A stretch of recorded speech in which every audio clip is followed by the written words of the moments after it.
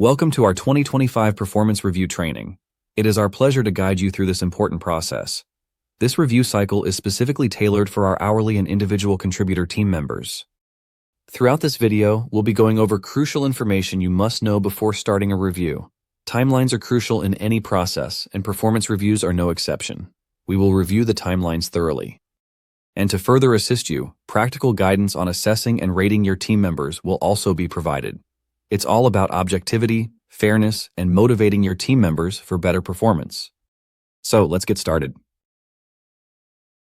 Let's first take some time to talk about the three primary facets of our performance review process. First, we have work reliability. Attendance is a major factor we look at here, but it's more than just clocking in on time. It's about showing a consistent presence and proving reliability. The next point on our agenda is behavioral performance. The Live 5 service standards will be your guide in this section of the performance review. Then we move on to our third focal point, which is functional performance.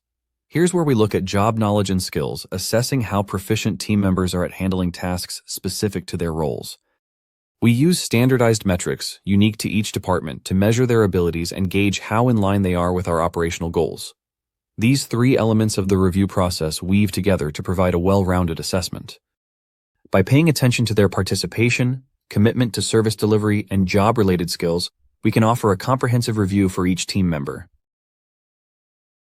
Rating reliability focuses on a systematic approach towards rating employee reliability, making it an instrumental part of assessing and managing performance in a professional setting.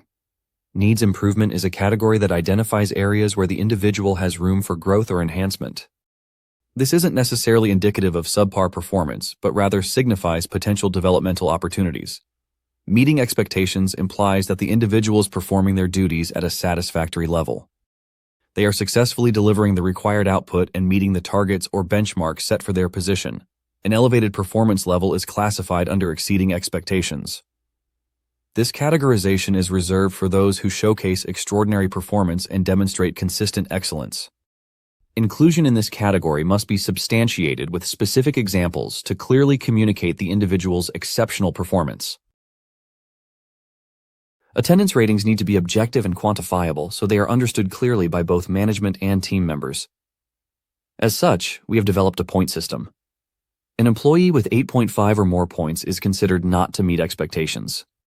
This means that the employee's absenteeism is affecting their productivity and making them a less reliable member. If an employee scores between 2 to 8 points, they are deemed to be meeting expectations. They are present and engaged consistently enough to keep work functions running smoothly.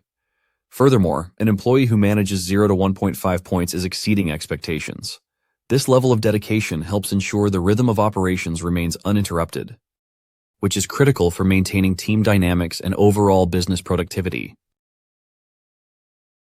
It's important that we ensure every performance review is conducted keeping our Live 5 service standards front and center. They are absolutely vital to our business.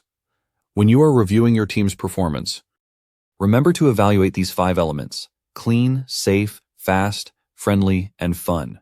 We're not just expecting fast service, but one that is clean, safe, and friendly. And let's not forget the fun part. During these performance reviews, please remember that negative guest feedback can negatively affect performance ratings. We must handle these situations in a constructive way. So instead of simply pointing out what's not working, strive to provide suggestions to your team member on how to improve and meet expectations. On the other hand, consistent adherence to our standards should lead to meeting expectations. If your team member is consistently showcasing cleanliness, safety, speed, friendliness, and fun in their role, that's exactly where we want them to be. Being good is great, but going above and beyond is what takes us to the next level. If a team member is not just sticking to the letter of our standards, but engaging positively with customers and showing an impressive willingness to offer that little extra, this should be recognized and rewarded. Probably they stayed late to complete a task or went out of their way to create a memorable customer experience. Maybe they consistently receive positive guest survey mentions, or they were nominated for or won Live Champion for the quarter. These actions that surpass expectations should be acknowledged to motivate them and set an example for others.